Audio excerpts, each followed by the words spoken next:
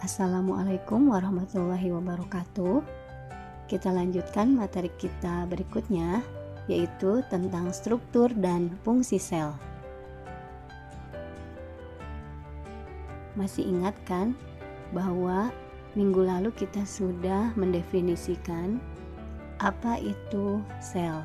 Nah, ini kalian bisa lihat beberapa gambar animasi. Ada sel bakteri, kemudian ada sel hewan dan sel tumbuhan. Kesimpulan kemarin tentang pengertian sel. Sel adalah unit struktural dan fungsional terkecil dari makhluk hidup. Nah, mengapa sel dikatakan sebagai unit? Karena sel memiliki komponen-komponen penyusunnya, yaitu komponen kimiawi dan organel-organel sel. Nah, komponen kimiawi penyusun sel itu terdiri dari karbohidrat, protein, lemak, asam nukleat, air, vitamin, mineral, dan gas, atau yang kita kenal sebagai materi organik dan anorganik. Dikatakan sebagai bahwa sel itu adalah memiliki struktural, artinya sel itu sebagai penyusun dari makhluk hidup, dan fungsional karena sel melakukan fungsi-fungsi kehidupan seperti respirasi atau metabolisme, ada sintesis protein, ekskresi, pencernaan, sekresi, dan lain-lain. Nah, sekarang kita lihat secara struktural, sel dibagi menjadi dua. Yang pertama, ada yang disebut dengan prokariotik. Prokariotik adalah sel yang tidak memiliki membran inti. Diingat ya, membran inti, bukan membran sel ya. Kadang kita ada yang salah juga ya, siswa membedakan antara membran inti dengan membran sel. Nah, yang disebut dengan prokariotik itu adalah sel yang tidak memiliki membran inti. Contohnya, pada bakteri ada yang disebut dengan Archaebacteria dan Eubacteria. Archaebacteria atau yang dikenal dengan bakteri purba, dan Eubacteria adalah bakteri yang sebenarnya, dan ada yang termasuk ke dalam prokariotik ini adalah Cyanobacteria atau alga hijau biru. Kita perhatikan ya. Di sini dari mana kita bisa menentukan bahwa bakteri ini termasuk prokariotik? Coba kalian perhatikan di sini, di daerah ini, di tengah ini daerah inti. Nah, untuk sel bakteri namanya nukleoid. Daerah inti ini dia tidak ada membrannya, sehingga di sini bentuknya tidak membulat ya. Nah, namun di daerah inti ini tempat terdapatnya DNA. Oke. Berikutnya, nah, yang kedua adalah eukariotik. Nah, apa itu eukariotik? Eukariotik itu artinya sel yang memiliki membran inti. Contohnya, mulai dari kingdom protista, fungi atau jamur, tumbuhan, dan hewan. Sekarang coba kita perhatikan kembali gambar sel tumbuhan dan sel hewan. Mana daerah intinya? Nah, ini dia daerah inti. Ini yang terlihat bulat seperti ini karena dia memiliki membran inti. Sama juga dengan sel tumbuhan ini, dia juga punya daerah inti. Nah, ini daerah intinya. Hanya bedanya kalau pada sel tumbuhan itu agak ke samping ya, terdesak karena di sini adanya vakuola, gitu ya. Nah, daerah intinya adalah yang ini. Ini adalah daerah inti. Nah, dan memiliki membran sehingga disebut sebagai sel eukariotik. Secara struktural, sel terdiri atas dinding sel. Nah, dinding sel ini kemarin kita sudah bahas bahwa perbedaan antara sel hewan dan sel tumbuhan itu bisa dilihat dari ada tidaknya dinding selnya ya. Nah, yang punya dinding sel tentunya adalah sel tumbuhan. Oke. Nah, berikutnya ada membran sel. Nah, kalau membran sel, kedua sel hewan ataupun sel tumbuhan dia punya membran sel ya. Yang tadi yang dinding sel, selain sel tumbuhan, sel bakteri juga punya dinding sel. Untuk membran sel, sel bakteri, sel hewan maupun sel tumbuhan sama-sama memiliki membran sel. Kemudian yang ketiga ada sitoplasma. Nah, sitoplasma ini berupa apa? Cairan yang terdapat di dalam sel. Kemarin kita sudah bahas tentang sitoplasma dan protoplasma. Nah, sitoplasma ini baik di sel bakteri, sel hewan maupun sel tumbuhan memiliki. Kemudian yang keempat adalah nukleus atau inti sel. Nah, baik, nanti kita coba bahas satu persatu ya. Dinding sel. Nah, coba perhatikan, ini dia ada gambarnya dari dinding atau struktur dari dinding sel. Namanya dinding di sini sama seperti bangunan rumah kita punya dinding. Nah, dengan adanya dinding itu membuat struktur untuk sel tumbuhan ini bersifat kaku. Karena adanya dinding sel ini, apa yang menyebabkan dinding sel dari tumbuhan bersifat kaku? Karena dinding sel di sini disusun oleh selulosa, kemudian ada hemiselulosa, pektin, dan lignin. Nah, terdapat pada sel apa saja dinding sel ini? Terdapat pada sel jamur, alga, bakteri, dan tentunya sel tumbuhan. Fungsinya apa? Kita lihat. Fungsinya melindungi sel, kemudian mempertahankan bentuk sel, dan mencegah penyerapan air yang berlebihan. Berikutnya kita bahas tentang membran sel atau membran plasma. Coba kalian perhatikan dulu gambar ini.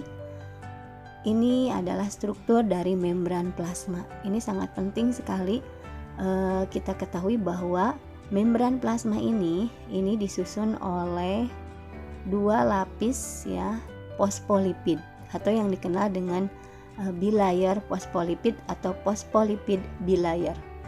Fosfolipid itu terdiri dari apa saja? Nah, ini ada bagian ini, nanti penjelasan lebih lanjut Ibu tuliskan di slide berikutnya ya. Nah, ini ada bagian kepala. Nah, yang disusun oleh fosfat. Sedangkan ini yang ke bawahnya ini disebut sebagai bagian ekor yang disusun oleh lipid atau lemak. Nah, ini disebut dengan fosfolipid. Jadi fosfat dan lipid ya. Nah, untuk bagian kepala yang bentuknya bulat seperti ini, nah dia bersifat hidrofilik. Apa itu hidrofilik? Hidrofilik itu artinya suka air. Kemudian kalau hidrofobik untuk ekornya karena disusun oleh lipid, maka kita tahu bahwa lemak ini dia tidak suka air. Buktinya apa? Coba kalian pernah nggak melakukan percobaan dulu mungkin waktu SD ya, menggabungkan antara air dengan minyak. Nah, apakah tercampur? Nah, terpisah kan? Nah, ini membuktikan bahwa lemak atau lipid itu memang tidak suka air ya, bersifat hidrofobik. Nah, sekarang kita lihat nih dari struktur yang lain yang menyusun dari membran sel. Selain tadi fosfolipid bilayer, disebut bilayer karena ada dua lapisan. Ini ada lapisan di sini ya, permukaan. Lalu nanti ada di lapisan dalam juga sama yang saling berhadapan seperti ini, dengan bagian ekornya ada pada lapisan tengah. Sehingga kalau kita lihat dari sifatnya secara kimia ada sifat polar, lalu ada non polar. Polar itu artinya tadi yang fosfat ya, dia bisa larut dalam air, sementara kalau non polar itu tidak larut dalam air. Oke, selain itu ada struktur yang disebut dengan ini. Ada integral protein. Nah, ini protein integral ini dia menembus dari kedua sisi fosfolipid bilayer ini. Nah, ini juga sama. Di sini nanti ada di dalamnya itu ada untuk transport ya, untuk transport atau dikenal dengan protein transport. Nanti membran plasma ini karena dia merupakan bagian luar dari sel ya. Kalau untuk sel tumbuhan itu masih dilapisi oleh dinding sel, sementara kalau sel hewan itu langsung melalui membran plasma. Ibaratnya kalau rumah itu seperti pintu untuk masuk dan keluar. Nah, sekarang kita lihat nih di sini tadi ada protein integral. Selain protein integral, ini yang menembus ada juga yang disebut dengan protein perifer. Ini perifer atau periferal ya. Dia melekatnya di mana? Di tepi-tepi gitu ya. Jadi dia tidak menembus gitu. Kayak kemudian ada susunan yang lain yaitu ada kolesterol. Nah, ini ada kolesterol juga ternyata penyusun dari penyusun dari membran sel ya, atau membran plasma ini ternyata terdapat kolesterol. Kemudian nih di bagian di sini ada ini rantai karbohidrat di sini. Nah, rantai karbohidrat ini nanti dia akan berikatan dengan apa? Ya, ini berikatannya kebetulan dengan ini tadi gambar apa ini? Protein kan? Berikatan dengan protein sehingga disebut sebagai glikoprotein. Nah, ini gambar yang ini dan yang ini ya, ini yang lebih jelas. Glikoprotein berarti gabungan antara karbohidrat dengan protein. Ini juga sama. Ini yang ditunjukkan adalah lebih ke gugus karbohidrat yang di atasnya ya. Nah, sementara yang ini juga sama. Ini adalah sama. Jadi rantai karbohidrat juga, tapi dia berikatannya dengan lipid di lapisan fosfolipid ini, maka disebut sebagai glikolipid ya. Dan struktur protein yang lain tentunya yang terdapat di dalam membran sel ini. Jadi peran dari membran sel ini sangat penting. Ini ada kaitannya dengan praktikum yang sudah Ibu berikan ke kalian ya, tugasnya yaitu pengamatan tentang difusi dan osmosis ya. Sama bagaimana air atau zat-zat yang terlarut di dalam air tersebut bisa menembus membran sel ya. Itu nanti kita bahas di transport membran ya, transport zat melalui membran. Oke, sekarang kita lanjut. Nah, ini dia. Ini pembahasannya tadi kan sudah Ibu sampaikan ya, struktur membran sel ini. Nah, ini ada model yang disampaikan oleh J. Singer and G. Nicholson tahun 1972 yang disebut sebagai model mosaik fluida. Nah, apa itu model mosaik fluida? Yaitu membran plasma bersifat dinamis, selalu berkembang ya, dinamis artinya tidak diam, karena molekul lipid dan protein penyusunnya dapat bergerak seperti zat cair atau fluida. Jadi dapat bergerak ternyata molekul lipid dan proteinnya, sehingga ini dikenal sebagai model mosaik fluida. Nah, membran plasma ini tadi sudah dibahas, ada dua lapisan atau bilayer fosfolipid ya, tadi udah Ibu sampaikan. Fosfat di bagian kepala bersifat hidrofilik, sementara lipid di bagian ekor bersifat hidrofobik.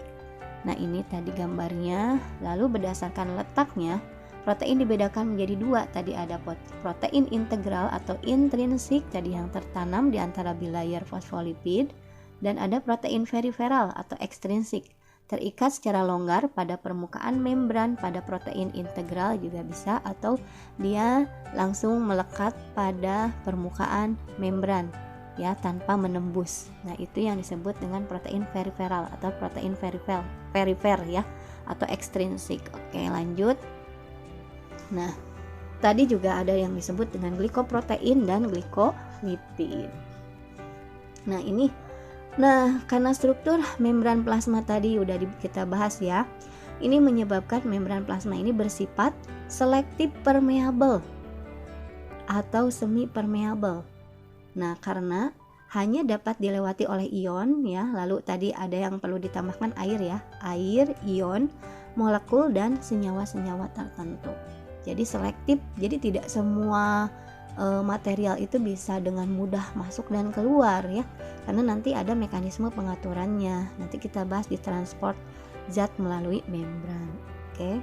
Fungsi dari membran plasma yang pertama mengatur masuknya zat ke dalam sel dan keluarnya zat dari dalam sel. Lalu sebagai pelindung agar isi sel tidak keluar. Lalu yang ketiga, nah ini juga penting tadi ya, sebagai reseptor menerima rangsang dari luar sel. Yang berperan sebagai reseptor, coba apa dari struktur membran sel tadi? Kira-kira? Iya, glikoprotein dan glikolipid ya, itu bisa berperan sebagai reseptor penerima rangsang dari luar sel. Oke, kita lanjut. Nah, berikutnya ada sitoplasma. Ini juga sudah dibahas kemarin sedikit ya. Sitoplasma itu berupa cairan bersifat koloid homogen yang jernih, mengandung nutrien, ion-ion, garam, dan molekul organik. Sitoplasma dapat mengalami perubahan dari fase sol, artinya konsentrasi air tinggi, ke fase gel, konsentrasi air rendah, atau sebaliknya. Jadi gel ini, sitoplasma ini memang strukturnya itu seperti jelly gitu ya, cairan, dan bisa nanti berubah fase menjadi fase gel atau berbentuk seperti jelly yang dikenal dengan sitosol. Jadi kalau kalian menemukan sitosol itu tuh sama dengan sitoplasma ya. Kemudian kita lihat fungsinya, yaitu tempat organel sel dan sitoskeleton. Nah, apa itu sitoskeleton? Nah, sitoskeleton nanti kita bahas lebih ini lagi ya, nanti di slide berikutnya. Sitoskeleton ini adalah kerangka sel. Kemudian yang kedua, tempat terjadinya reaksi metabolisme sel. Ketiga, memungkinkan terjadinya pergerakan organel sel oleh aliran sitoplasma. Jadi sitoplasma itu karena bersifat cair, jadi nanti organel sel itu bisa memungkinkan terjadinya pergerakan. Kemudian untuk menyimpan molekul-molekul organik seperti karbohidrat, protein, lemak, dan enzim. Nukleus berikutnya atau inti sel.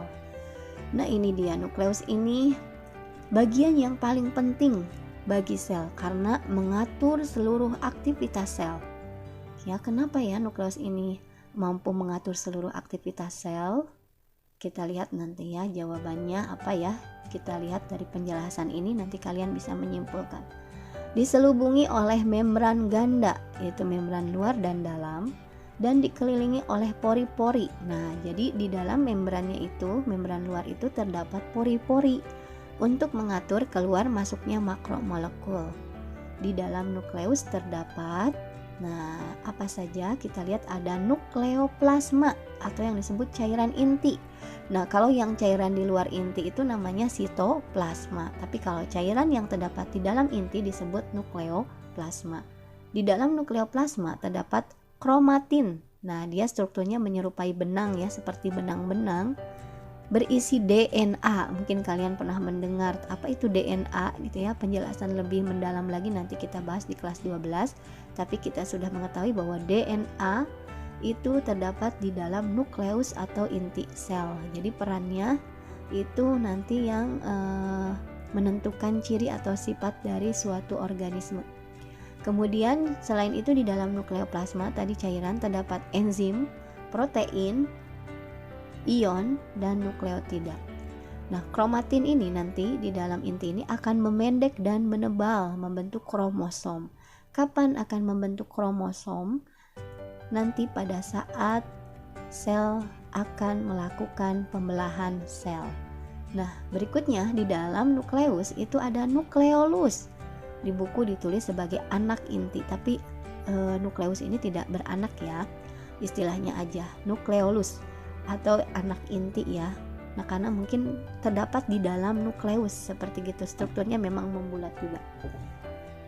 Tempat terjadinya sintesis berbagai molekul asam ribonukleat atau RNA yang akan digunakan untuk sintesis protein dan pembentukan ribosom. Nah, fungsi dari nukleus ini adalah mengatur sintesis protein. Nah, ini dia mengatur seluruh aktivitas sel. Ini salah satunya adalah mengatur sintesis protein. Kemudian mengendalikan proses metabolisme sel, menyimpan informasi genetik. Nah, tadi sudah sedikit dibahas tentang DNA ya. Jadi berperan dalam menyimpan informasi genetik dan tempat penggandaan atau replikasi DNA. Itu terdapat di dalam nukleus ya. Ini nanti ada hubungannya dengan RNA dan sintesis protein yang terjadi di ribosom. Oke, berikutnya kita lihat struktur nukleus. Nah, tadi kan penjelasannya sudah, kita lihat strukturnya. Silahkan kalian coba amati ya. Struktur nukleusnya itu seperti apa. Tadi bahwa dia bentuknya, nah karena ini contohnya ini gambar sel apa ya? Sel hewan apa sel tumbuhan ini? Ini sel hewan ya. Nah, ini sel ini tuh di dalamnya ada membran ya. Di dalam nukleus itu ada membran, makanya dia bersifat eukariotik ya. Lalu ada pori-pori, lalu di dalamnya ada nukleolus ya, itu ada membrannya dua, ada membran luar dan membran dalam. Di dalamnya ada nukleoplasma. Nah ini yang tidak dituliskan, satu lagi ada yang disebut dengan kromatin tadi ya.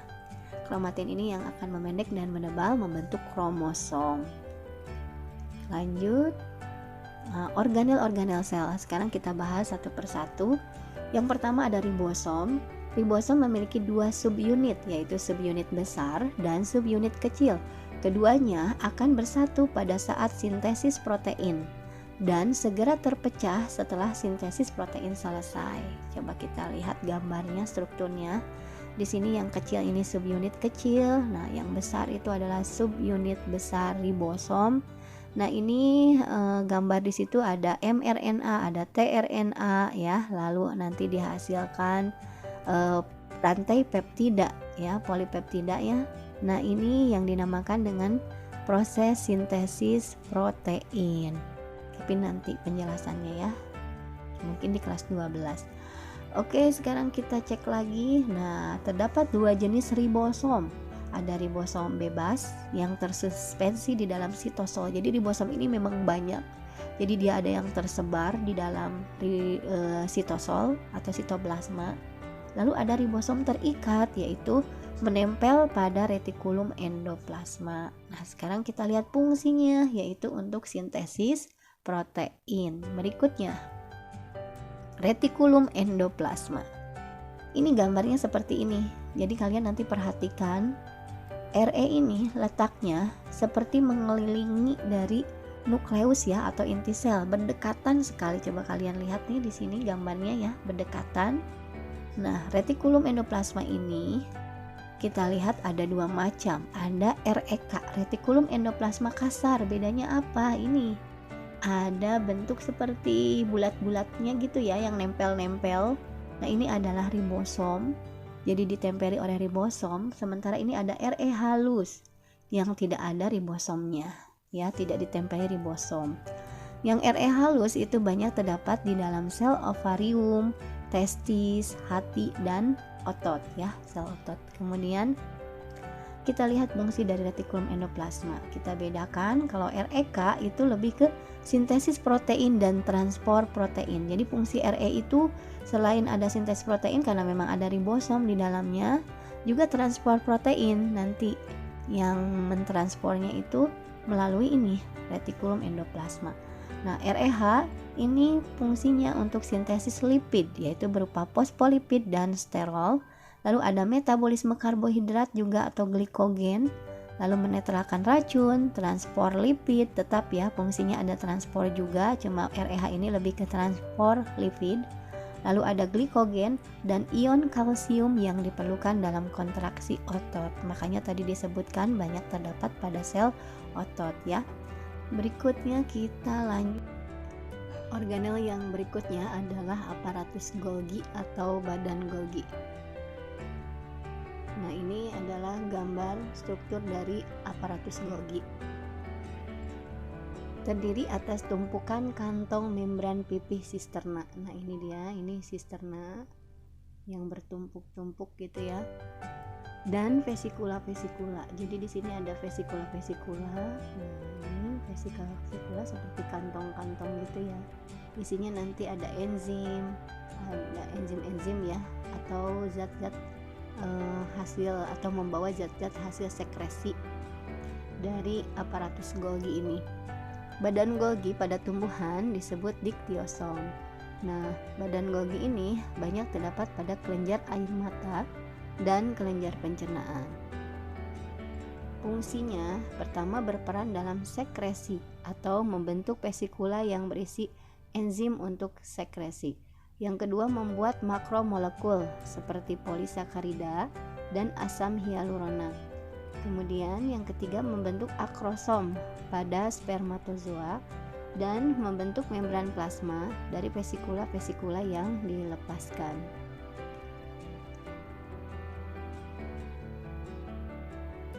Berikutnya ada lisosom. Lisosom bentuknya seperti ini. Tadi vesikel, dia berupa vesikula. Berbentuk seperti kantong atau vesikel yang diselubungi membran tunggal, berisi enzim hidrolitik yang mencerna makromolekul. Lisosom dibuat di retikulum endoplasma kasar, kemudian ditransfer dan diproses lebih lanjut di badan Golgi.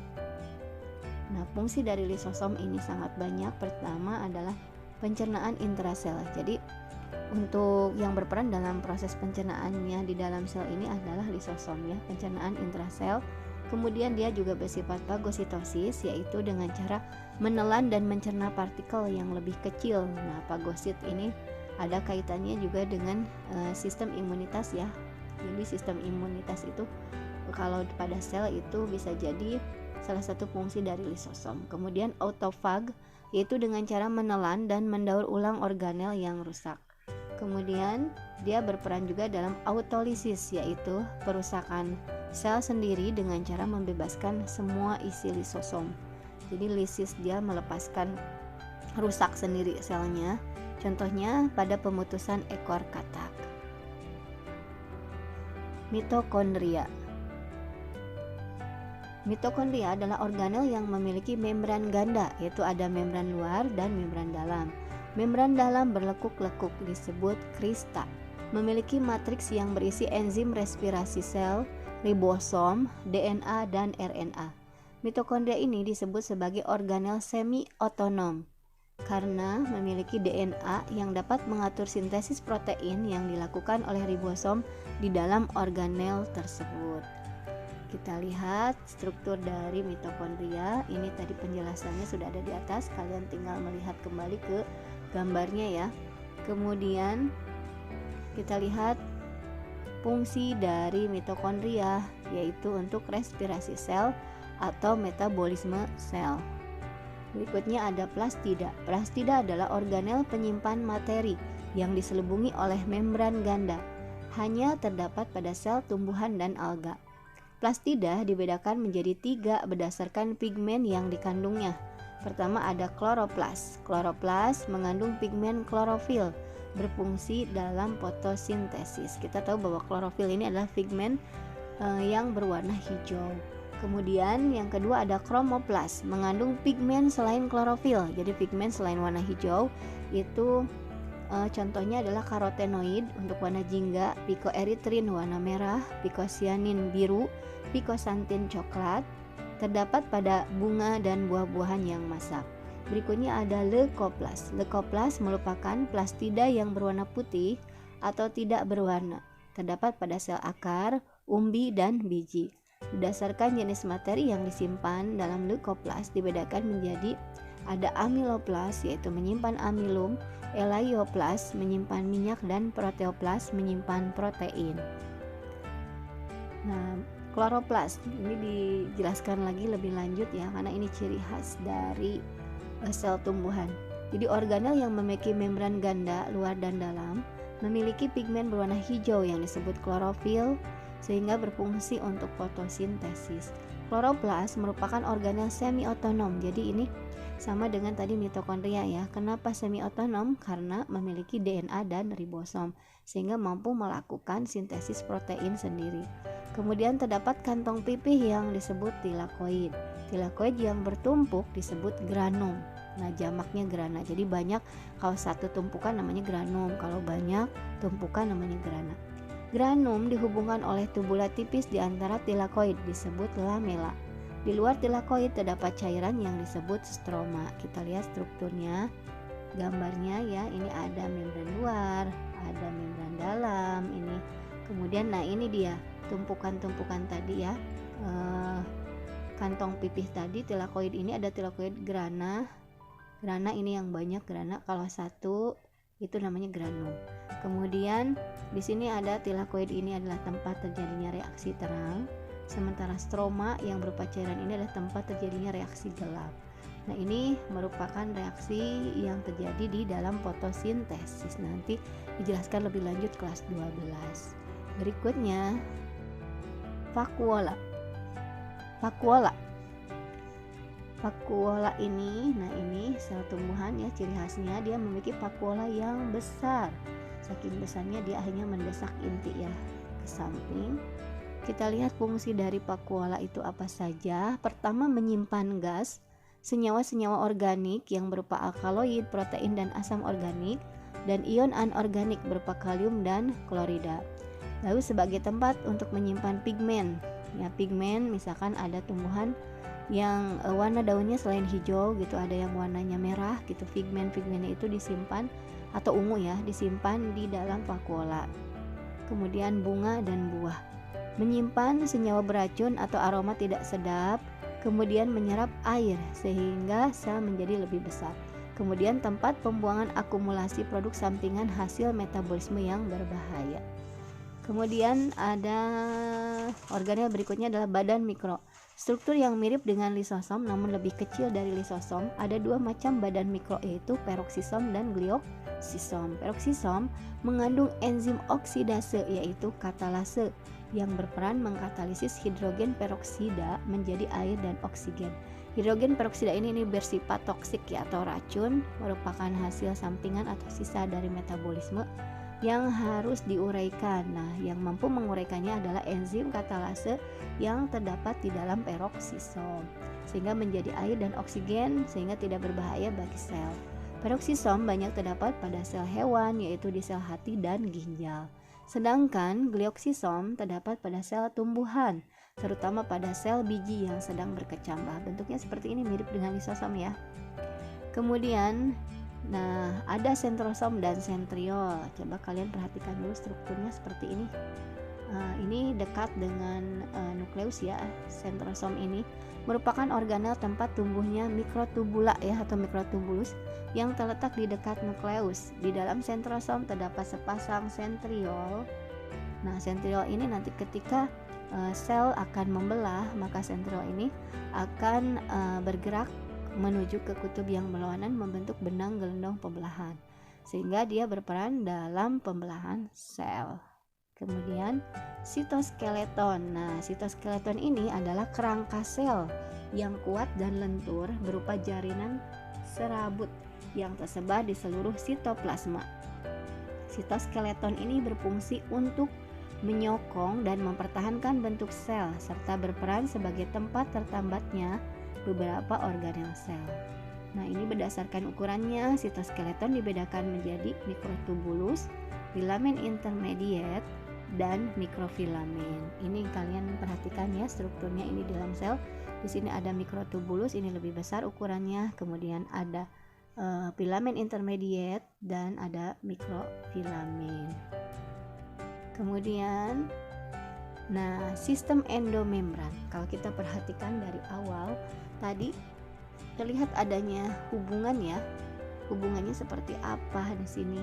Sistem endomembran yaitu berbagai jenis membran dari organel-organel yang dihubungkan melalui sambungan fisik secara langsung atau melalui transfer segmen-segmen membran berupa vesikula-vesikula. Tadi kalian kalau perhatikan ada vesikula-vesikula ya. Nah, kita lihat seperti apa sih sistem endomembran itu, dimulai dari mana? Coba kita cek di sini gambarnya. Nah, ini dia. Kita mulai dari sini dulu, dari inti ya. Di sini terlihat ada inti. Inti ini dia memiliki yang namanya membran inti atau membran nukleus ya.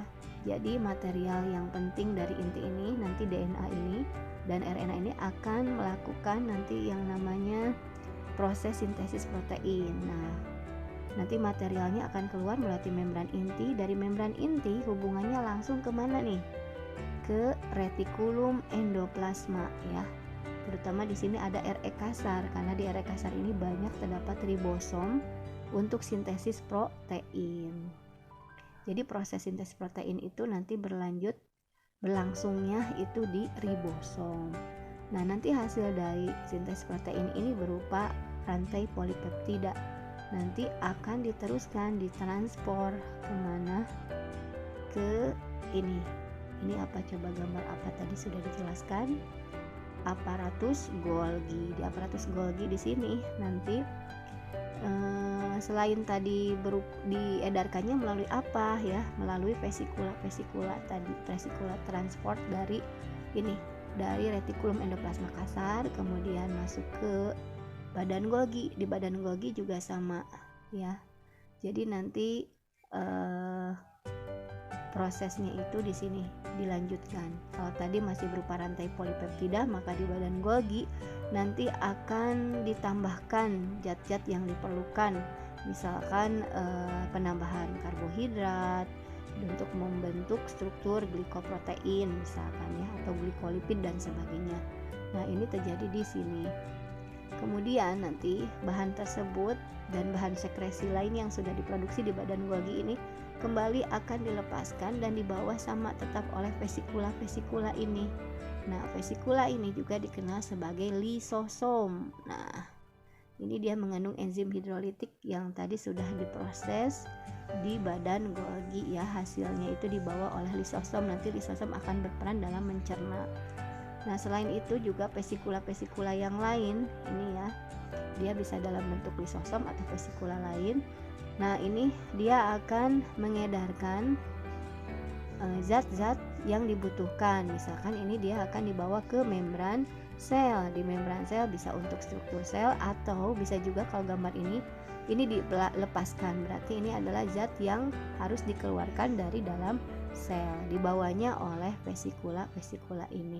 Jadi kelihatan bahwa ini membentuk suatu sistem yang disebut dengan sistem endomembran. Jadi saling berhubungan antara membran dari setiap organel-organel tadi ya dengan bagian inti sampai akhirnya ke membran sel.